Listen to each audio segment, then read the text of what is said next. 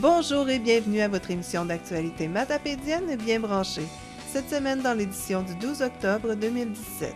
En cette magnifique saison, Carmen Fournier vous invite à marcher la Matapédia. Toutes les équipes sont déjà inscrites pour Fort Causap 2018 et Michel Coutu nous dévoile déjà les grandes lignes de la programmation sous le chapiteau. Nous rencontrons le maire sortant de Causap-Scale, M.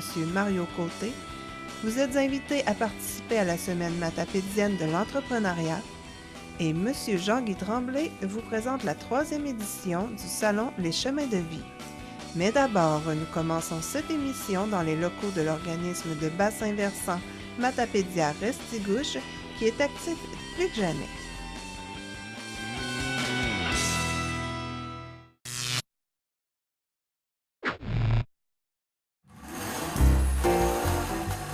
Vous aimeriez gagner jusqu'à 1 000 $ en regardant la télévision dans le confort de votre foyer?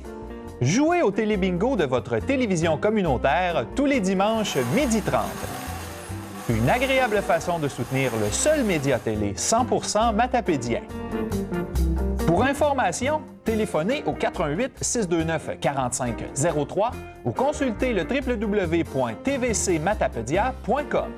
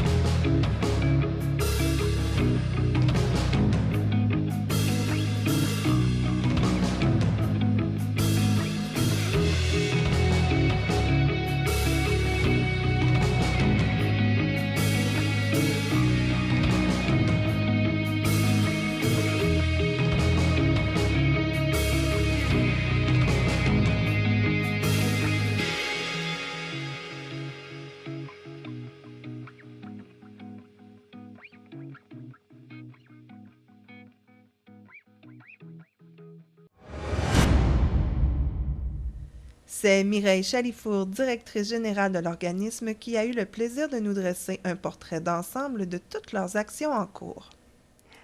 Mireille, on est ici pour faire un peu le bilan de cet été, parce que vous avez fait quand même plusieurs actions. Hein?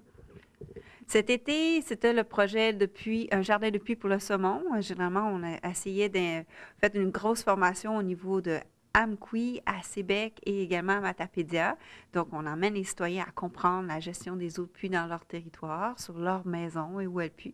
Parce que, comme on rappelle, les citoyens, mais ils vont apporter 5 fois plus de contaminants qu'un agriculteur, fait que, dans une maison. Fait qu'il faut se le rappeler, là. Fait que 5 hectares agricoles équivaut à 1 hectare habité.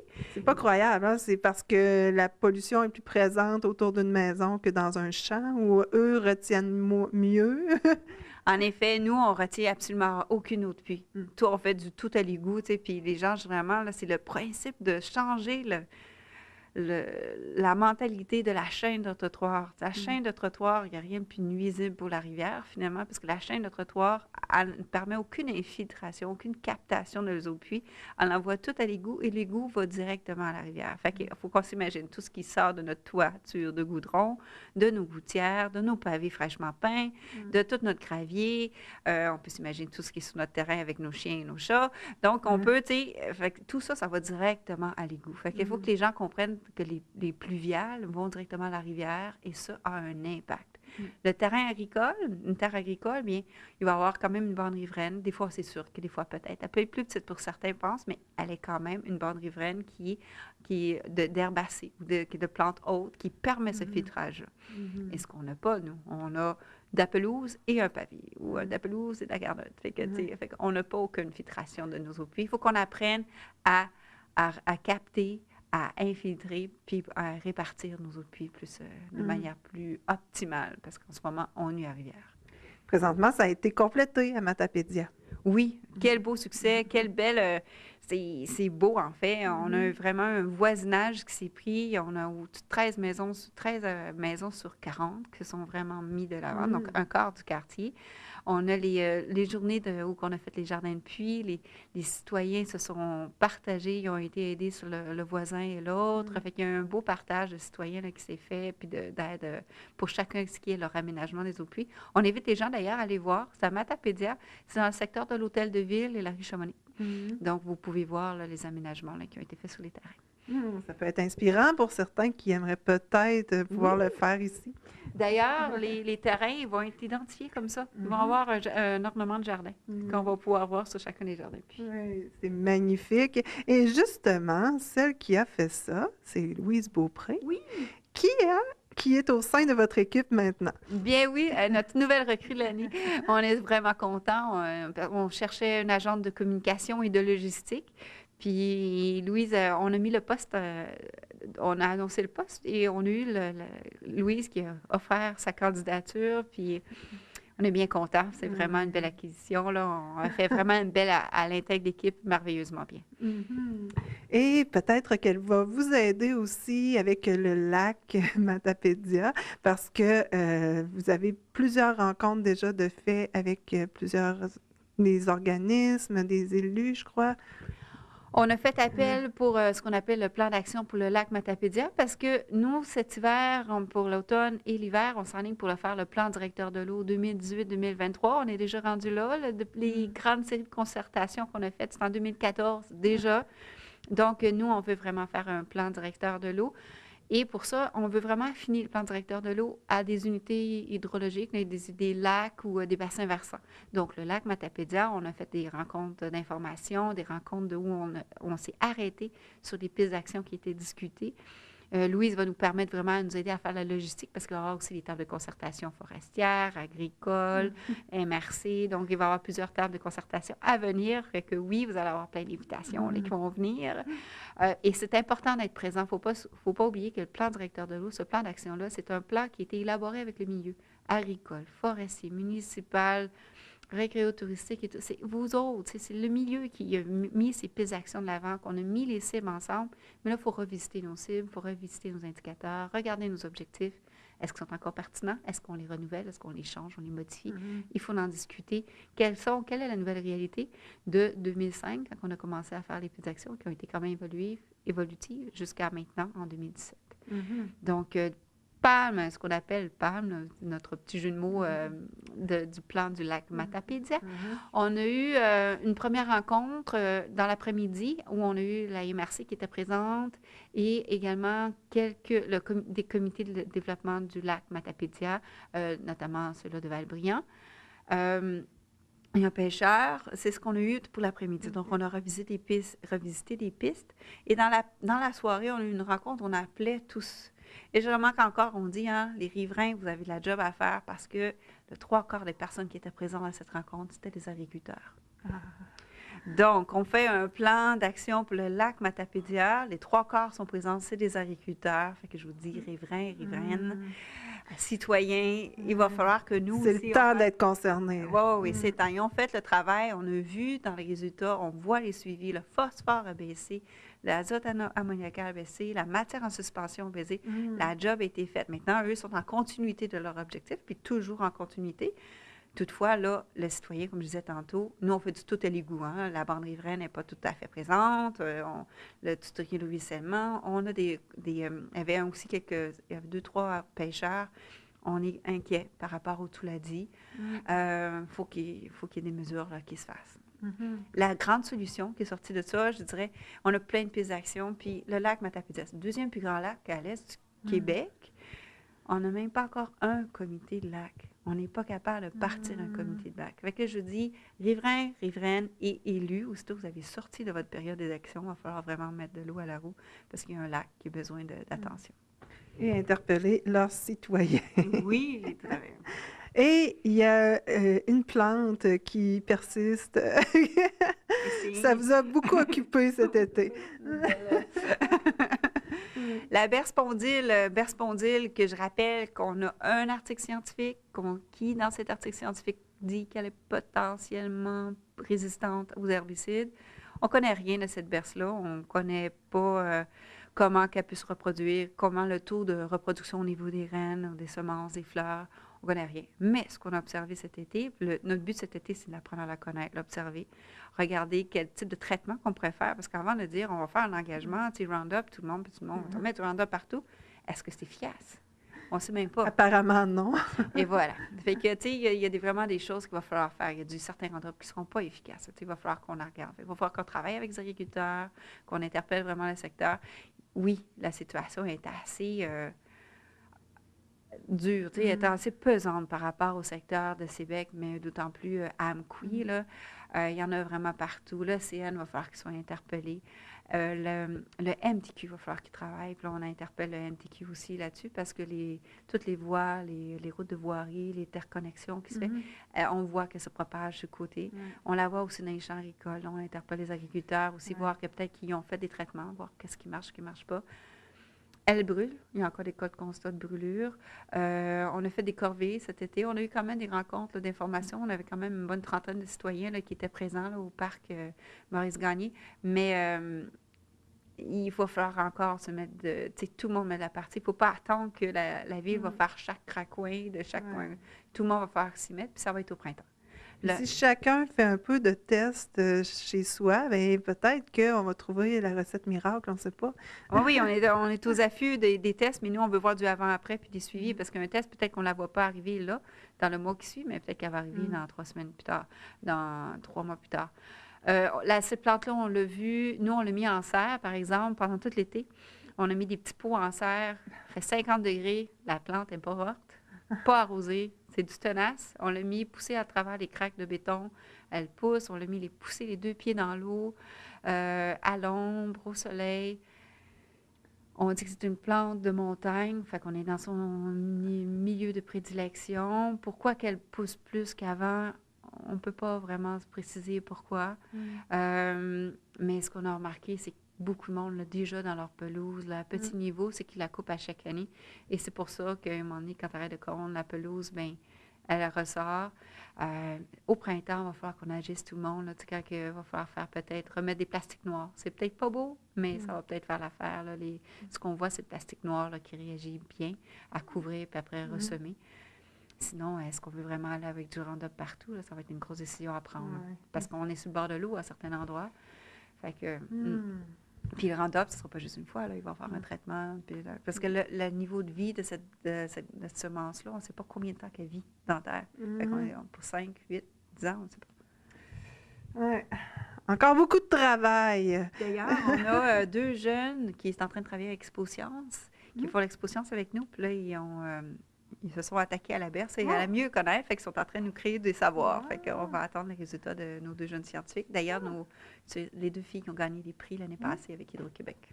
On est en train de faire leur soutien scientifique là-dessus. Encore un beau sujet d'entrevue.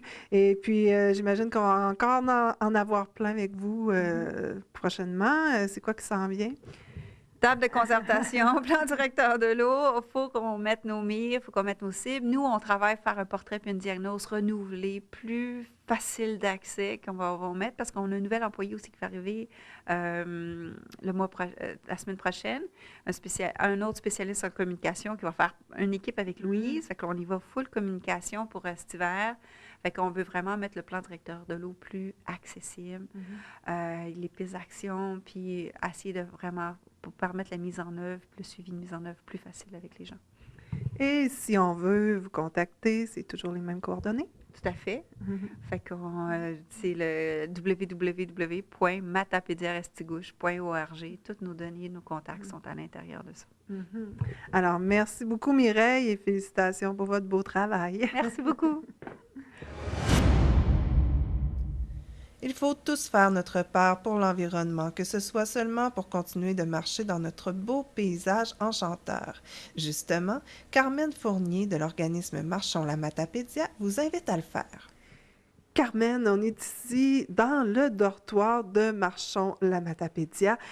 Dis-moi, comment ça a commencé cette histoire-là? OK. Ça a commencé, là, 3 ans à peu près, avec le chemin Saint-Rémy. Je ne sais pas si je pense que vous aviez déjà présenté à la TV communautaire Oui, le on a... cheminement des deux créateurs. Bon, puis pourquoi c'est rendu Marchons la Matapédia? Parce que l'an passé, le chemin Saint-Rémy, ils ont suspendu le tronçon de Rivière-du-Loup à Sainte-Florence. OK? Donc, à ce moment-là, nous, quand on a su ça, on a vécu vraiment de la déception. Puis on a décidé tout de suite, les 5 municipalités de la Matapédia, de se voir.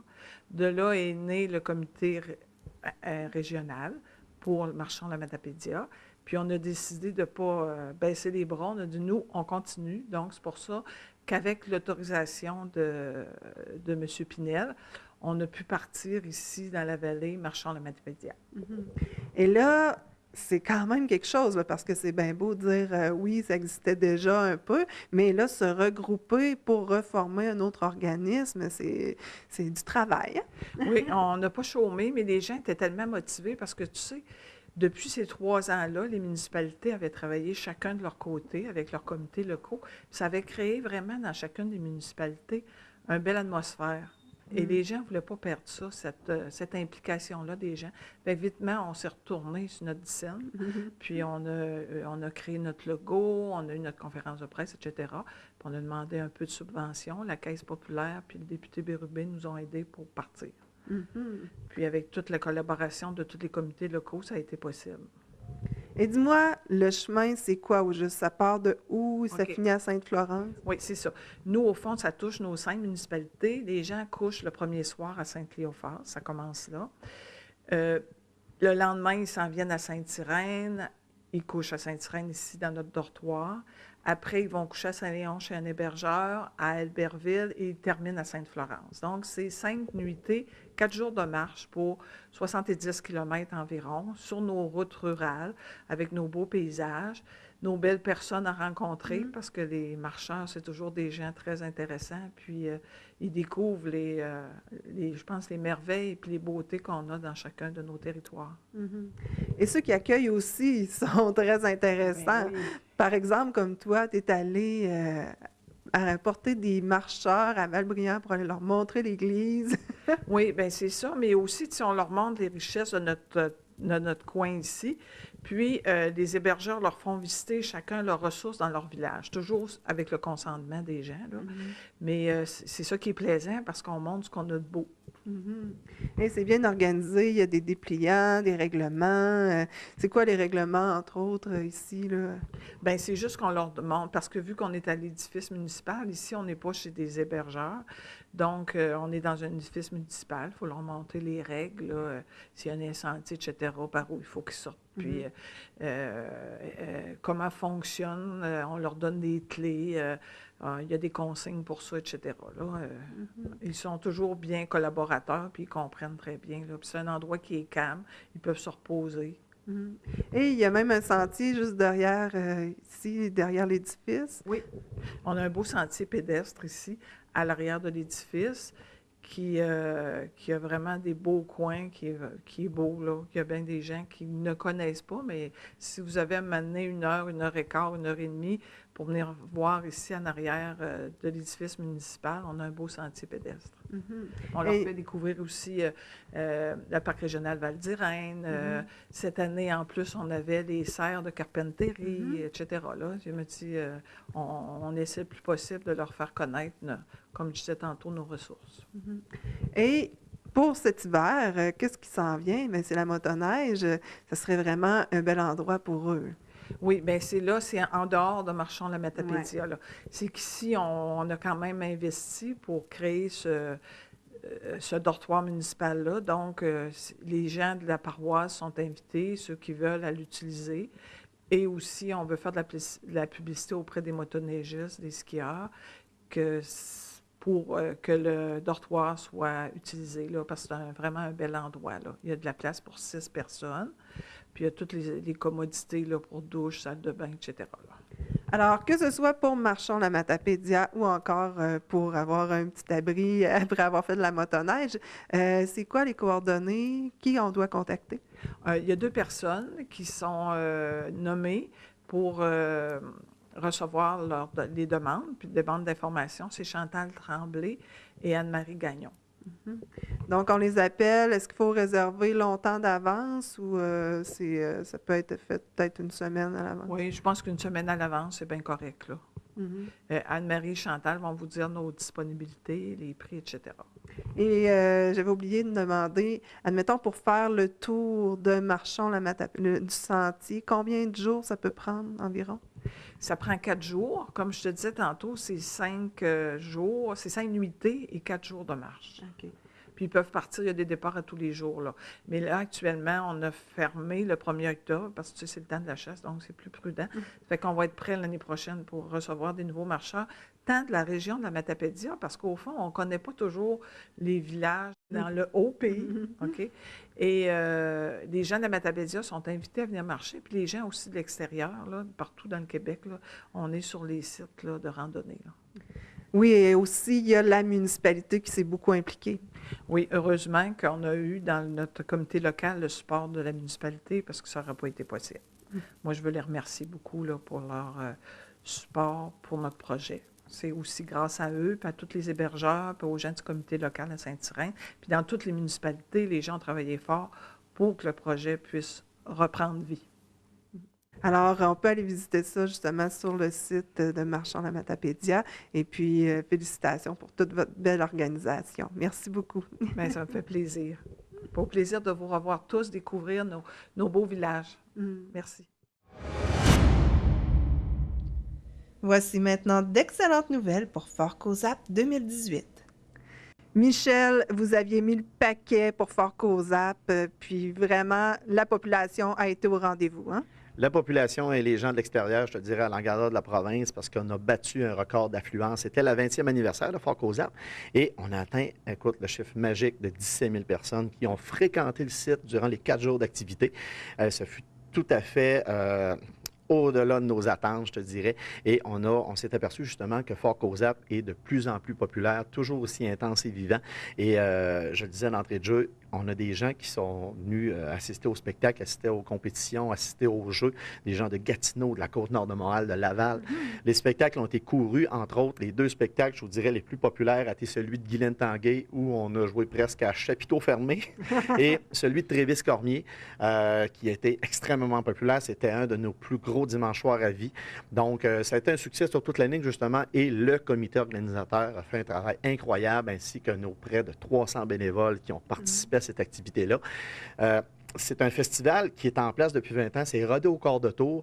On est déjà prêt pour la 21e édition. Et déjà, à peine, même pas un mois après l'événement, toutes les places pour les équipes qui s'affrontent dans les épreuves de Fort Cozap avaient payé leur inscription. C'est inscrit. On a dû fermer à peine, même pas, je te dirais quoi, 3 semaines après l'édition. Il n'y a plus de place pour s'inscrire. Il n'y a plus de place pour s'inscrire. On a fermé ça, je te dirais, je pense que c'est le 11 ou 12 août, il n'y avait plus de place.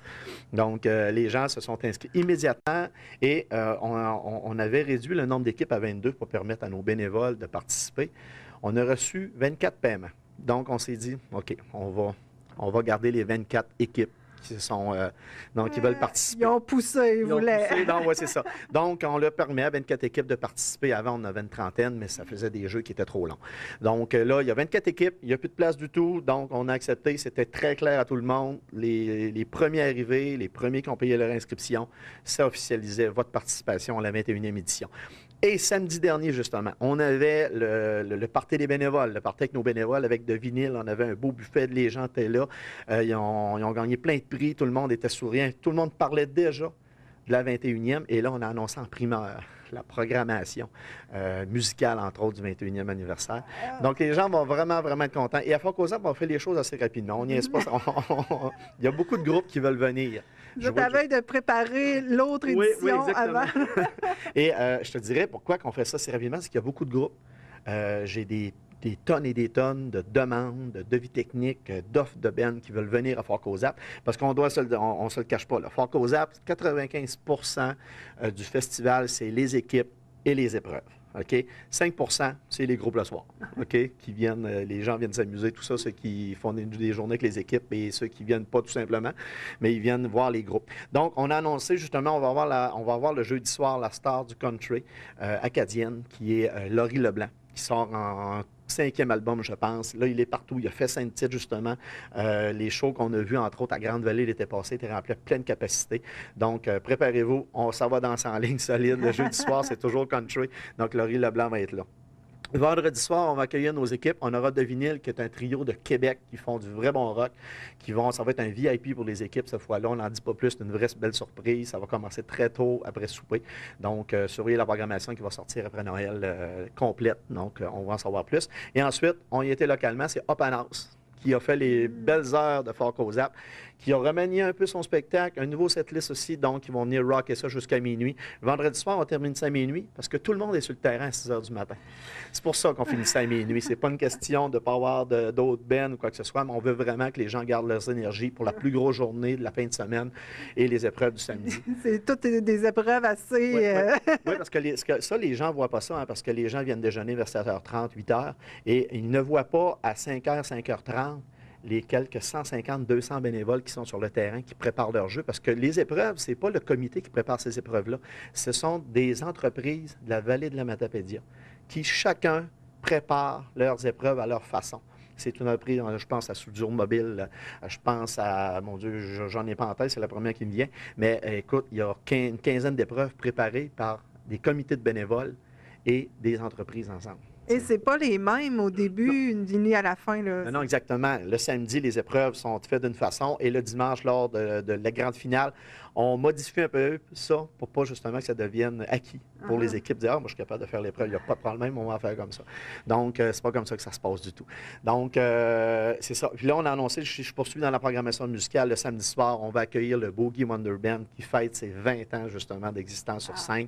Ils vont venir fêter ça à Cause Abscale avec nous. Petit spectacle très coloré, très funky. Ça va être bien le fun. Et à la demande générale, on va accueillir Undercover Legend of Rock. C'est le band qui fait les premières parties d'Éric Lapointe. Donc, il va venir terminer la soirée. Samedi soir, ça finit toujours un peu plus tard parce qu'on ne se lève pas le dimanche matin. Nous, on se lève, mais pas tout le monde. Et c'est ça. Donc, ça va être Legend of Rock qui va être là avec Undercover le samedi soir. Et le dimanche soir, on va accueillir le duo le plus populaire au Québec. C'est les deux frères qui vont venir faire leur spectacle de festival. Nouvel album qui sort. Et on va probablement les voir ailleurs dans la vallée de la Matapédia avant ce spectacle-là. Mais le dimanche soir, le 29 juillet, parce que le festival est du 25 au 29 juillet. Donc, le dimanche soir, ça va être les deux frères qui vont être sur scène, qui vont fermer le dimanche soir. Donc, c'est encore une fois une belle programmation. Il y aura d'autres petites surprises qui vont arriver en cours de route. On est en train d'attacher tout ça. Mais d'ici à Noël, tout va être fait. L'hiver va être long, hein? Oui, effectivement, on est prêts. C'est Rodo Cordoto, ce festival-là. Donc, c'est magique. Et on a tellement de belles gangs. Le comité est formidable et les bénévoles. Et je dois remercier aussi toute la Matapédia qui est là pour Fort Cozap. C'est pas seulement les gens de Cozapscal, c'est un gros mouvement de charme pour la Matapédia parce que de plus en plus, les motels sont pleins à craquer durant cette fin de semaine-là. Des gens de partout au Québec veulent participer au festival, mais ils veulent juste venir voir comment une petite municipalité, une ville, qui attire énormément de gens comme ça durant une fin de semaine. C'est magique et il y a un beau mouvement, tout le monde a sourire au dernier party de la semaine passée, justement, au party des bénévoles. Tout le monde avait déjà hâte. Les gens parlaient de leurs épreuves, comment ils allaient faire ça. Moi, je m'implique cette année comme bénévole, donc ils veulent faire partie de la fête. C'est un des festivals reconnus dans l'Est du Québec comme un des plus familiales, les plus festifs. Donc, je te dirais, c'est mission accomplie pour le comité et pour les gens de Cause Abscale.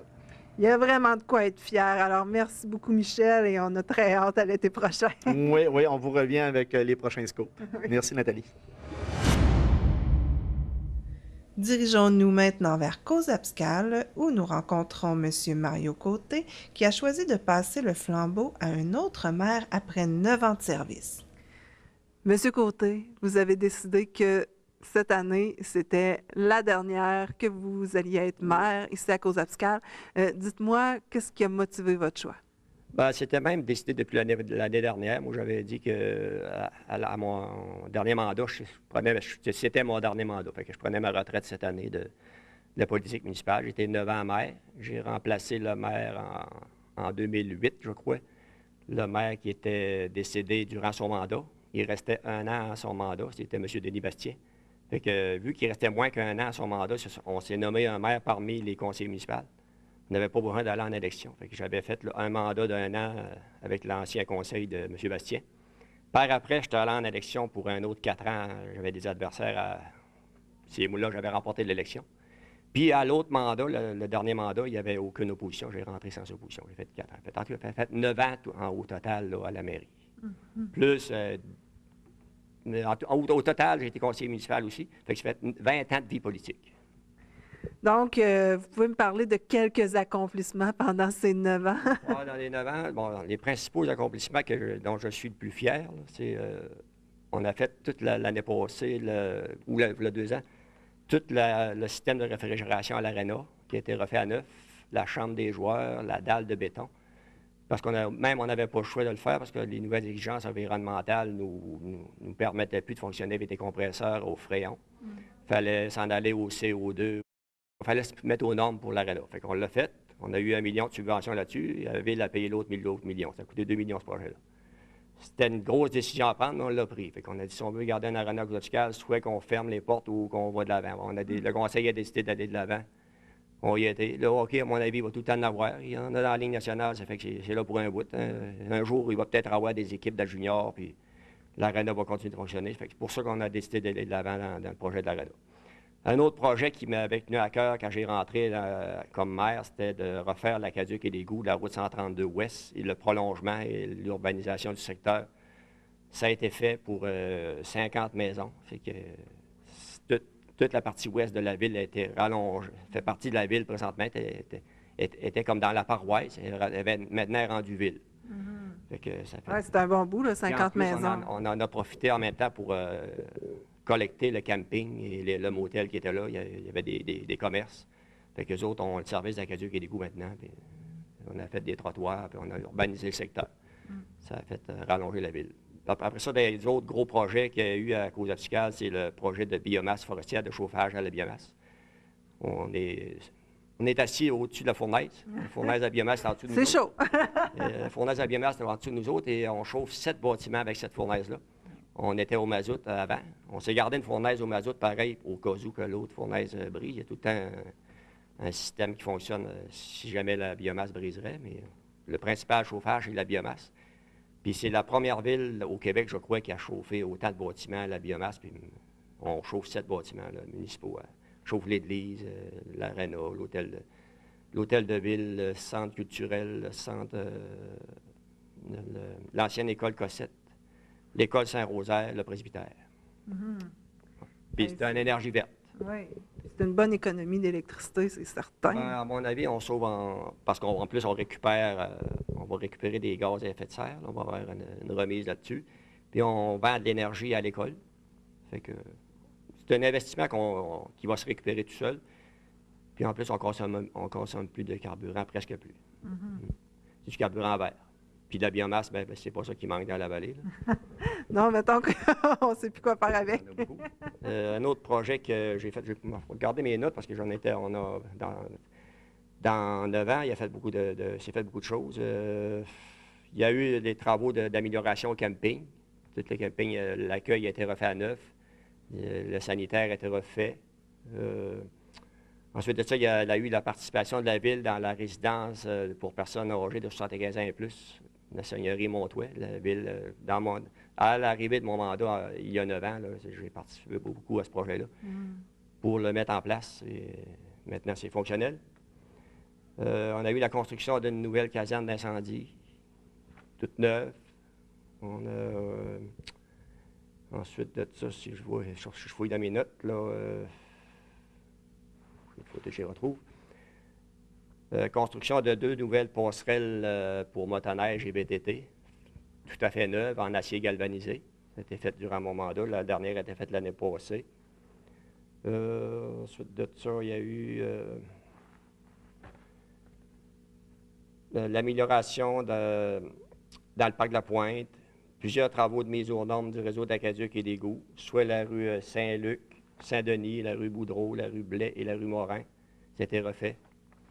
Il y a eu aussi l'achat de machinerie pour la voirie, l'achat d'une niveleuse, une rétrograveuse, des camions à neige, une souffleuse à neige neuve,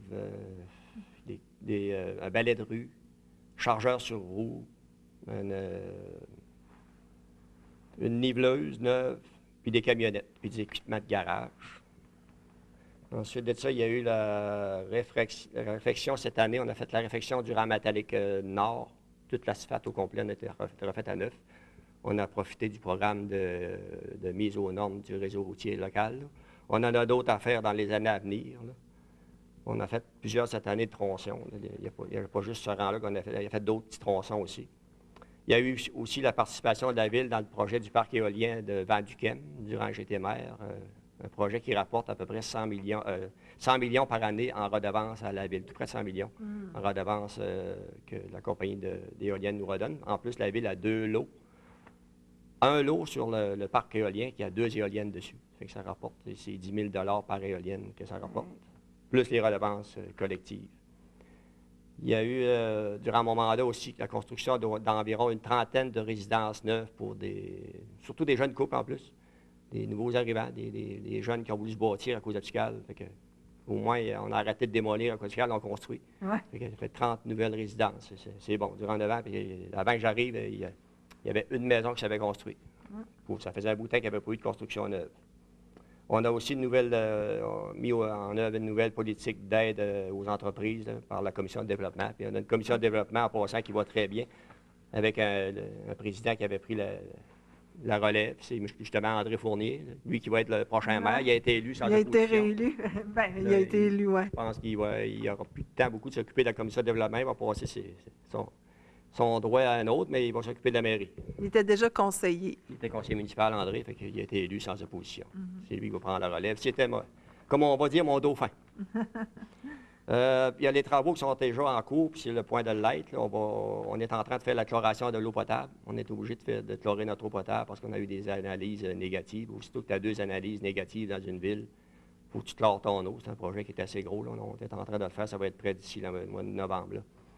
Ça fait longtemps qu'on voulait le faire. Ça fait 4 ans que les gens font bouillir leur eau. Là, puis ils étaient mécontents de ça, surtout les restaurateurs et les commerces. Là. C'est pas le fun pour eux, mais là, ils n'auront plus besoin, à partir de cet hiver, de faire bouillir l'eau. Dans les projets qui devraient être réalisés, il y a le mur de soutènement de la rue Blanchard, juste à côté d'ici, à côté de l'hôtel de ville, qui a manqué partir avec la débâcle du printemps. Là. Il va être refait d'ici janvier. Là. Tout le mur de soutènement va être refait à neuf. Ils nous ont garanti qu'on allait être prêt pour le printemps prochain, si l'eau revenait au même niveau, que le mur va être refait. Okay. Soit des gros murs de ciment ou en caisson de bois. Ce n'est pas le modèle qu'on va choisir, mais en tout cas, c'est pas mal. Il y a 2 modèles qu'on va choisir. Là. Ça, c'est subventionné à 90 par le ministère de la Sécurité civile. Une chance, parce que la Ville n'aura pas pu se permettre de payer ça. Là. On a les rénovations du musée Matamaja qui devrait se faire l'année prochaine. Il faut tout rénover les bâtiments, vu que ce musée-là est reconnu muséal. Même si demain matin, on met la clé dans la porte, on est obligé d'entretenir les bâtiments. Ça fait qu'on faut les entretenir. Fait qu'on est capable d'aller chercher une subvention de 70 du ministère de la Culture du Québec. Puis là, j'ai fait des démarches avec Patrimoine Canada pour aller chercher un autre 20 parce que la Ville n'aurait presque rien à payer si on a réussi à boucler ça. Puis ces travaux-là devraient se réaliser l'année prochaine, le début des travaux. Là. Ils peuvent s'additionner, les subventions. Oui, les deux, parce qu'il y en a une qui est du provincial, l'autre du fédéral. Okay. On travaille avec le fédéral Patrimoine Canada.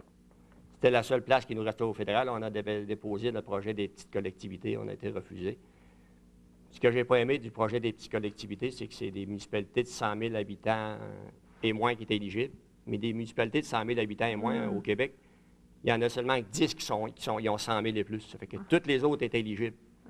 Là, ils veulent sortir un nouveau programme pour les 10 000 et moins.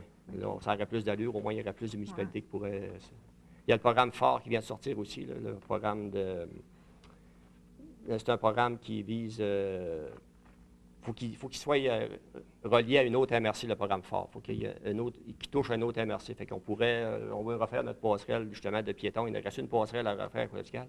La passerelle qui traverse de Matamaja au parc est à refaire. On l'a déposé dans le programme Fort et dans le programme du ministère des Transports parce que la véloroute passe dessus. On est éligible à 50 des travaux si on va avec la véloroute. Et le programme Fort, c'est à peu près, ça joue entre 60-70 de subventions qu'on pourra aller chercher pour ce passerelle-là. Il faut la refaire à date de 40 ans. C'est un projet qui est à refaire l'année prochaine. Le nouveau maire et le nouveau conseil vont avoir beaucoup de pain sur la planche. Après ça, il y avait la réfection de la rue Saint-Jean-Baptiste qui avance très bien. À mon avis, il va y avoir une annonce de fait, là, peut-être l'année prochaine, pour que les travaux commencent en 2019. La rue Saint-Jean-Baptiste, on avait eu l'accord du ministre pour la refaire, faire l'aqueduc et l'égout. Mais le ministère des Transports n'était pas prêt à la faire parce que c'est une route qui appartient au ministère des Transports. Nous autres, on était prêts à aller de l'avant là-dedans. La subvention avait été annoncée, on avait eu sur 773 000 pour refaire l'aqueduc et l'égout. Mais quand on est arrivé pour présenter ça au ministère des Transports, ils disaient, nous autres, on n'est pas prêts à faire cette route-là, ce n'était pas dans nos plans. Là, on est obligé de retarder tout ça. Il faut redemander une nouvelle subvention au ministère des Affaires municipales pour les conduites d'aqueduc et l'égout. Au ministère des Transports, ça va bien, ça avance. Toutes les étapes ont été faites. Là, fait que les plans, tout est prêt. Ils sont en train là, de travailler avec Hydro-Québec pour changer les poteaux de place. Fait que, à mon avis, d'ici 2019, les travaux devraient débuter dans cette rue-là. Là. Les gens ont hâte parce qu'en plus, la rue est vraiment pas belle. Là. Et il y a une baisse de pression d'eau parce que c'est dans une côte. Ah. Ça va rendre un surpresseur pour mettre de plus de pression dans l'eau qui va dans ce côte-là. Les gens sont écœurés. Là, en tout cas, c'est pas à cause qu'on n'a pas travaillé pour l'avoir, mais ce que j'ai pas aimé dans un mauvais timing. Ce que j'ai pas aimé aussi quand tu es maire, c'est que tu aimerais bien ça que les choses accélèrent, mais tu dépends tout le temps des gouvernements. Les gouvernements et les fonctionnaires, des fois, ça ne va pas aussi vite que nous autres, on veut aller. Fait qu'il faut patienter, puis les gens, ben, je les remercie de leur patience là-dessus. Parce que c'est pas à cause qu'on n'a pas travaillé. En terminant, ben, moi, j'aimerais remercier la population. J'avais aussi, on a la route du 2e rang qui devrait être faite là, en 2019 là, à 9. La route qui part de Côte-Escale, qui fait tout le 2e rang au complet, qui va être fait à 9 dans le programme de réhabilitation du réseau routier local. Ça, c'est subventionné à 90 %, fait qu'on n'aura pas beaucoup à payer là-dessus. C'est pour ça qu'on profite de l'occasion pour refaire cette route-là. C'est une route qui est accès à la ressource en plus qui monte au lac 8000. Là, fait qu'il y a beaucoup de trafic dans cette route-là. Pour terminer, je voudrais remercier la population de Côte-Escale qui m'a fait confiance durant les 9 ans et même les 20 ans là, en politique municipale. C'est une belle marque de confiance. C'était un beau défi à relever, là, le défi de maire. Je ne pensais pas que c'était... Quand tu es conseiller municipal, tu ne le vois pas de même, mais quand tu es maire, c'est à plein temps, là, presque. Tu le vois, la job, c'est d'ouvrage. Puis de plus en plus, il y a des choses qui se rattachent à la MRC qui embarque avec ça. Il y a des réunions à la MRC. C'est pas évident, là. Ça va être dur de décrocher, sûrement, hein, de tous les mandats que vous aviez. Je vais y penser cet hiver, là. Je vais pas me trotter dans la tête, là, toutes les choses que j'ai faites, là. Et c'est sûr que ça ne sera pas évident de décrocher tout de suite, là. Je voudrais aussi remercier tous les employés de la ville, les directeurs de service, les employés de bureau, le directeur général pour leur bon travail, mon contremaître. Sans eux, la tâche n'aurait pas été si facile. Puis, surtout, remercier mon conseil municipal, parce que le dernier conseil municipal que j'ai eu au cours des 4 dernières années, ça avait vraiment bien été. Là. On était tout le temps sur la même longueur d'onde, ça allait bien. Fait que, sur ce temps-là, ça avance. Quand tu as un conseil qui chicane tout le temps, puis il y a du tiraillement, puis tu as des conseillers d'un bord qui ne sont pas du bon bord, puis on sait comment ça va dans certains conseils. C'est pas le fun, mais nous autres, c'était pas le cas qu'aux Opticales, ça a bien été. Durant ce temps-là, les programmes avancent. Fait que, en terminant, un gros merci à la population de m'avoir fait confiance. Oui. Et puis, qu'est-ce qui s'en vient pour vous? Comme je vous disais tout à l'heure, avant l'entrevue, j'ai des lots à bois, fait que je vais profiter de mes moments là, pour aller travailler sur mes lots à bois. J'ai un peu des loisirs à faire, quelques voyages, faire du VTT, là, de la moto, puis un peu toutes sortes de choses. Donc, si on veut vous trouver, c'est dans le bois ou bien sur la route. Oui, c'est ça. Pas mal plus en forêt là, pour les prochaines années. Là. Ouais, bien, on vous souhaite de bien profiter de la vie, puis merci encore pour toutes ces années. Merci, merci. Même si la politique est à l'honneur ces temps-ci, il ne faut surtout pas oublier la semaine de l'entrepreneuriat et Mélanie Paquette de la SADC de la Matapédia est là pour nous le rappeler. Mélanie, on est ici pour parler de la semaine matapédienne de l'entrepreneuriat. C'est toujours bien fourni en conférences et tout ça. Et peux-tu me parler un peu de la programmation cette année? Bien oui, cette année, comme d'habitude, c'est du 13 au 17 novembre. On a 2 ateliers conférences cette année, mais aussi, il se passe aussi plein d'affaires là, dans la Matapédia dans cette semaine-là. Pour commencer, on a mardi le 14 novembre, de 9h à 13h, qui va être à la salle communautaire de Sébec. En première partie, nous aurons les résultats sur un sondage sur les besoins de main-d'œuvre dans la région de la MRC.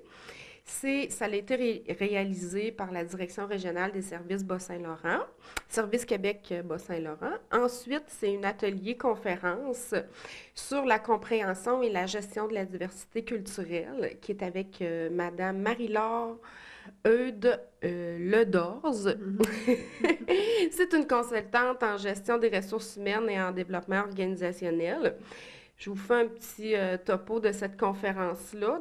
C'est un atelier-conférence qui apporte un éclairage sur les variables culturelles et le nouvel arrivant et aborde des pistes de solutions pour faciliter la gestion de la diversité culturelle tout en apportant un regard réaliste face à ces enjeux.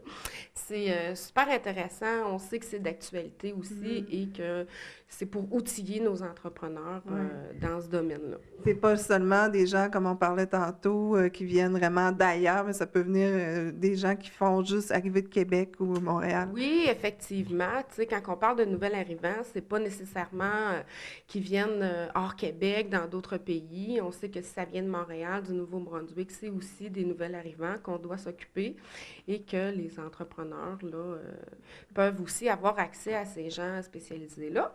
Fait que cette conférence-là, c'est destiné quand même aux entreprises, aussi aux acteurs économiques et ainsi qu'aux élus municipaux, parce que ces gens-là vont aller habiter dans tout la MRC. Là. Et puis, le contenu de cette conférence-là, bien, il y a plusieurs points. Les différents statuts, le parcours du travailleur étranger, les dimensions culturelles et leur impact dans la vie personnelle et professionnelle, l'identification des malentendus culturels en milieu de travail, qui est très important, la transférabilité des compétences et ses limites, les pratiques gagnantes. Fait que ça devrait être très intéressant. C'est au coût de 20 $ par participant et il y aura aussi, étant donné que ça termine à 13 h, il y aura aussi un service de boîte à lunch pour le repas. Et puis, pour les inscriptions, mais c'est toujours au niveau de la SADC avec Édith Pelletier au poste 221. Et la date limite pour s'inscrire? Ben, je vous dirais, tu sais, comme, mettons, aux alentours du 1er novembre pour les inscriptions, étant donné qu'il y a un repas de servi, il faut avoir les inscriptions un peu d'avance. Et puis ça, c'est organisé en partenariat avec la MRC et puis le ministère, là, Québec. Là. Et l'autre conférence, de qui s'agit-il? Ça aussi, c'est très intéressant. En plus, c'est une suite qu'on avait déjà donnée il y a 2 ans. Ça va être jeudi. C'est aussi un atelier-conférence, mais sous forme de déjeuner cette fois-ci. Celle-là, c'est jeudi, le 16 novembre, de 7h30 à 9h à Causa Psychale à l'Auberge La Coulée-Douce. C'est avec M. Gaston Fournier, qui est expert en ressources humaines de chez Raymond Chabot Grant Thornton. Et puis, cette conférence-là, c'est l'appréciation du rendement et les outils de gestion en ressources humaines. C'est le même nom que il y a 2 ans, mais par contre, il y a des thèmes vraiment différents qui vont être abordés, qui est une suite de la première. Donc, j'inviterai tous ceux qui ont assisté à cette première atelier-conférence-là, il y a 2 ans, bien, à venir assister à la suite. Hein? C'est très important. Fait que les objectifs, c'est démarche et appréciation de rendement, les erreurs d'évaluation qu'on peut faire, les outils de gestion, les outils de base en gestion des ressources humaines simples et efficaces. C'est toujours comme ça avec M. Fournier. Puis l'importance du suivi au niveau des employés des entreprises. Et puis ça, ben, c'est destiné à toutes les entreprises, là, même les superviseurs et même les employés aussi, pour savoir comment ça se passe, une évaluation de rendement et le suivi dans une entreprise. Et puis ça, ben, les inscriptions sont aussi au niveau de la SADC. Je vous répète le numéro, 418-629-3474 au poste 221. Et puis, ben, il se passe plein d'autres choses au niveau des écoles dans cette semaine-là. C'est le fun aussi que la Polyvalente ainsi que le CEMEC se joignent à nous pour offrir pour parler de l'entrepreneuriat. Oui, parce qu'il faut déjà. commencer quand même assez tôt là, à éveiller un peu cet enthousiasme-là là, pour l'entrepreneuriat. Effectivement, parce que c'était quand même un enjeu important dans la Matapédia, l'entrepreneuriat. Et puis, ce qui se passe au niveau de la polyvalente, bien, eux autres ont appelé ça la semaine des entrepreneurs à l'école. Il y aura aussi des visites d'entreprise. Ils vont rencontrer des entrepreneurs pour parler de leur passion d'entrepreneur. Et au niveau du CEMEC, bien aussi, il y a des visites d'entreprise et il y a plein d'ateliers là, au niveau de l'entrepreneuriat avec leurs étudiants. Et toutes ces informations-là, on peut les retrouver sur Facebook? Oui, sur la page Facebook, vous aurez plus de détails sur la programmation. C'est entreprendre-lamatapédia.com. OK. Et c'est évidemment, ben ça se réalise avec de la participation de certains organismes, hein, parce que ça ne peut pas se faire tout seul, tout ça. Là. Effectivement, fait que cette semaine-là est organisée par Tremplin Travail, la Chambre de commerce de la MRC de la Matapédia, aussi la MRC de la Matapédia, la SADC de la Matapédia et Emploi Québec, bien sûr. Alors, merci beaucoup, Mélanie, puis on se souhaite une belle semaine. Ben merci, ça fait plaisir. Nous terminons cette émission avec une proposition de sortie qui nous revient pour une 3e année, le Salon Les Chemins de Vie. Monsieur Tremblay, on est ici pour une 3e année du Salon Les Chemins de Vie qui va avoir lieu à la salle communautaire, toujours ici à Amqui. Dites-moi, est-ce qu'il y a encore beaucoup de conférenciers qui vont venir nous surprendre? Oui, cette année, il y a vraiment beaucoup plus de conférenciers différents que les autres années. C'est presque tous des gens qui n'ont jamais donné de conférence à Amqui. Fait que ça va être le temps de venir voir les belles personnes qu'on a. On va voir, par exemple, Céline Chamard qui va parler de la respiration, du pranayama. On a M. Paul-Henri Auger qui va parler du didgeridoo et ses bienfaits. On va avoir Gertrude Bernier qui va parler de l'ADN quantique. On a Carole Crispo qui va parler des archanges. J'ai aussi Hélène Aguet qui a écrit un livre qu'il a édité avec un jeu qui va parler aussi de ce jeu-là et comment travailler avec lui, je suppose. On a vraiment, j'ai moi-même, je vais donner une conférence aussi sur la lumière. Nicole Scott qui va parler du système digestif et il y en a encore plusieurs autres là, qu'on pourrait... J'ai 9 conférenciers par jour, en fin de compte, le samedi et le dimanche. Et ça, c'est à la salle 122 que ça se passe. Oui. Un coup qu'on a payé notre entrée, on ne paye pas pour les conférenciers. Non, c'est ça. Dès que vous avez passé, vous allez avoir votre bracelet. Il y a un bracelet. La première pour une journée, c'est 7 $. Pour 2 jours, c'est 10 $. Et dès qu'on a traversé ça, on a accès aux conférences et aussi à la grande salle où il va y avoir 50 exposants. Parlons-en des 50 exposants. Il y en a 20 nouveaux cette année. Là, c'est pas rien. Oui, il y en a vraiment beaucoup des nouveaux cette année. On va avoir une acupuncteur qui est Mélanie Gravel. On va avoir vraiment différents, les fleurs de bac. On va avoir aussi, je vais prendre ma petite feuille parce que j'ai des petits blancs de mémoire. J'ai trop de conférenciers, trop des beaux conférenciers. OK. On va avoir Gertrude Bernier avec la lumino-énergétique. On a toujours quand même aussi des anciens, OK, qui vont être là. J'ai 26... même une trentaine des anciens qui vont être là. Mais dans les nouveaux, on va avoir aussi M. Gabriel Beaulieu, qui n'avait pas été capable d'être là l'année passée, qui va être ici cette année, qui est un passeur d'âme. J'ai Claire Bellavance en réflexologie, qui est nouvelle. J'ai une artiste peintre aussi, qui est Pamela Saint-Pierre, qui débute dans le domaine et que j'aime beaucoup. Qui va être là. On va avoir M. André Blanchette avec les fleurs de bac. On a vraiment beaucoup de nouveaux, de belles nouvelles personnes. Et pour voir tous les conférenciers, est-ce qu'il y a une place où on peut aller voir, soit sur Facebook ou... Oui, juste à taper « Salon Les Chemins de Vie » et automatiquement, ça va vous rendre sur Facebook au salon et vous allez pouvoir avoir accès à tous les conférenciers et tous les exposants, en fin de compte. Oui.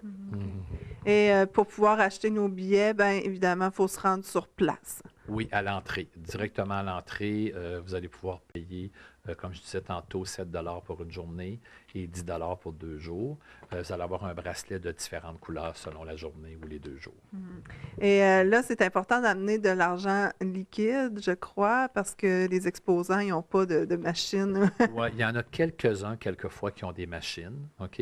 Mais c'est toujours préférable d'avoir un peu de sous sur nous, justement, pour être capable de payer s'il y a quelque chose qu'on désire. C'est certain, par exemple, si je m'en vais et je veux m'acheter une belle pierre parce que j'ai Clairno avec ces pierres extraordinaires qui va être là cette année, qui est une nouvelle exposante aussi, c'est sûr qu'on va être tenté.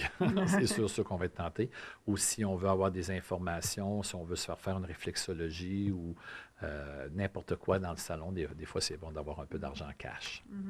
Et c'est beaucoup d'exposants qui sont là, qui viennent d'ici, qui viennent de la région. Oui, j'ai 60 peut-être même 63 des gens présents qui sont ici de la région, que ce soit de Rimouski, de Matane, de Causepscal, d'Amqui, j'avais des gens d'Albertville, il y a des gens partout autour de la région. Notre priorité est au moins avoir 60 des gens ici de la région, puis un 40 de l'extérieur. Et pour ceux qui n'ont pas accès à Facebook, des fois, il y a des gens plus âgés qui n'ont pas accès à Facebook. Est-ce que c'est possible de vous contacter personnellement? Oui, ils peuvent m'appeler personnellement ou Marjolaine. Moi, c'est au 418-727-5836. Et Marjolaine, c'est dans le 418-743-5246. Alors, merci beaucoup et on vous souhaite un beau salon, vraiment. Un gros merci à vous. Merci de nous accompagner dans ce beau chemin de vie-là. Ça fait plaisir, merci. Au revoir.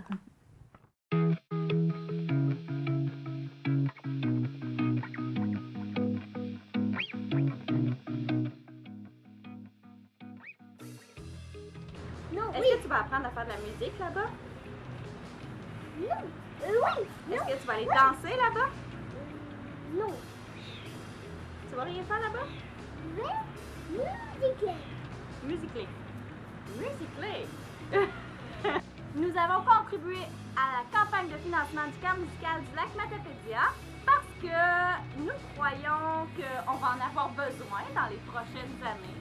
Parce que nous croyons aussi que la culture puis la musique, ça fait partie intégrante d'une région dynamique et d'une région fabuleuse. Et nous sommes une région fabuleuse, fait qu'on ne peut pas passer à côté. Fait qu'on vous invite à faire pareil puis à vous lancer, aider le camp musical.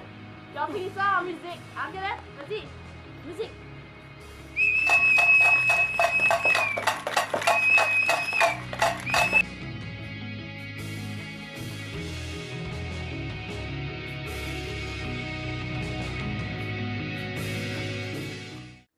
C'est ce qui complète l'émission pour cette semaine. Vous avez vu 2 courtes publicités vous invitant à donner pour le camp musical du lac Matapédia. Il est grand temps de le faire car ça se termine cette fin de semaine pour que votre don soit triplé.